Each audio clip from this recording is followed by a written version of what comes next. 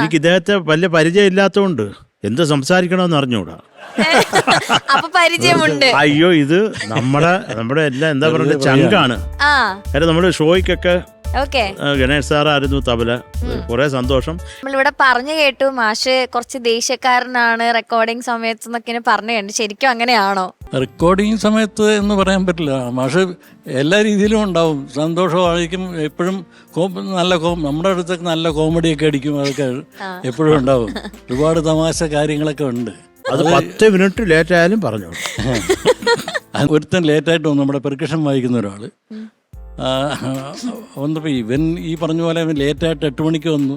എന്നാലും മാഷിൻ്റെ 8 മണിക്ക് വന്നു എന്ന് അറിയിക്കാം. അപ്പം ഞാൻ പറഞ്ഞ് ഇപ്പം അങ്ങോട്ട് പോകണ്ട, 9 മണിയാകുമ്പോൾ നമുക്ക് അതുകൊണ്ട് പിടിക്കുമ്പോൾ പോയാൽ മതി, ഇപ്പോൾ അവിടെ നിൽക്കാൻ പറഞ്ഞു.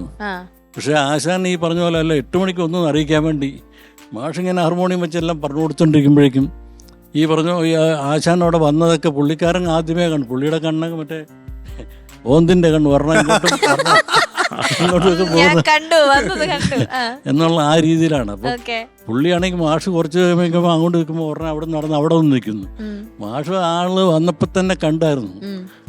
അവസാനം മാഷ് എല്ലാം നിർത്തിയിട്ട് സമയത്രയെന്ന് ചോദിച്ചു. വണ്ടി കിട്ടിയില്ല എന്ന് പറഞ്ഞു. ഉടനെ തിരിച്ചു പോകാൻ വണ്ടി കിട്ടുമോ? അത് കഴിഞ്ഞിട്ട് മാഷ് പറഞ്ഞു പോ എന്ന് പറഞ്ഞു. ഉടനെ അവൻ അകത്തോട്ട് കയറിയപ്പം അകത്തോട്ടല്ല പുറത്തോട്ടെന്ന് ഒരു കാര്യമില്ലാണ്ട് ആ സോങ് വായിപ്പിച്ചില്ല പുള്ളി. ഒന്നൊന്ന് പറയാനായിട്ട് പറ്റില്ല ഫേവറേറ്റ് എന്നുള്ളത്. എന്നാലും ഗണേശേട്ടന്റെ ഏതെങ്കിലും ഒരു ഫേവറേറ്റ് സോങ് ഉണ്ടോ? അല്ല, ഫേവറേറ്റ് ദൂരദർശന് വേണ്ടി ചെയ്ത ഒന്നിനെ ശ്രുതി താഴ്ത്തി ആ പാട്ട് ഞാൻ വായിച്ചാണ്. പിന്നെ അങ്ങനെ കുറേ പാട്ടുകൾ അങ്ങനത്തെ ഉണ്ട്. ശരിക്കും